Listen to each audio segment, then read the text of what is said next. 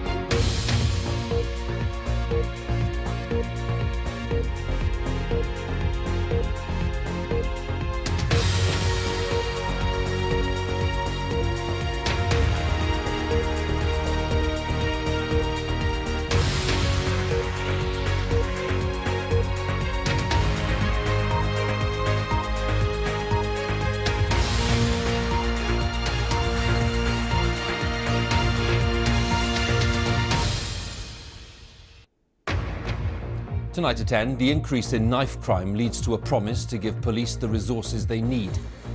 The latest victim was a man in his 20s who was stabbed to death in East London this afternoon.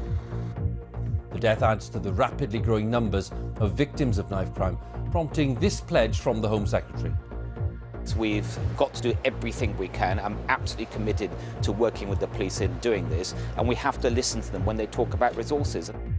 We'll have more on the government's response and today's emergency meeting between the Home Secretary and Chief Constables. Also tonight, a Muslim convert has been given a life sentence for planning to kill dozens of people in central London, including Oxford Street.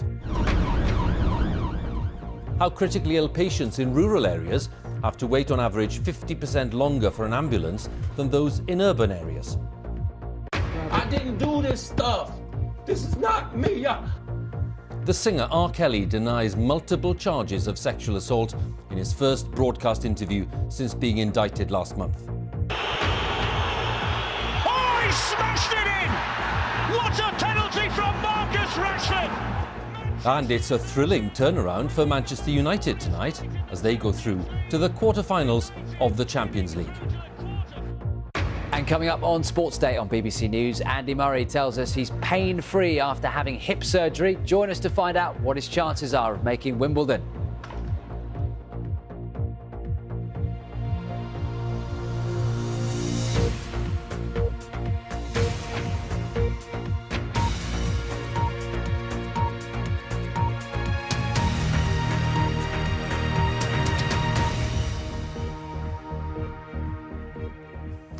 Good evening. Faced with the increase in knife crime and the growing number of victims, the Home Secretary has said he'll do all he can to give police the resources they need. He was speaking after hosting an emergency meeting with Chief Constables from England and Wales. And it happened 2 days after the Prime Minister insisted there was no direct correlation between police numbers and certain crimes. The latest victim of knife crime is a man in his mid-20s who was fatally stabbed in East London this afternoon. Our political editor Laura Kuensberg has the latest.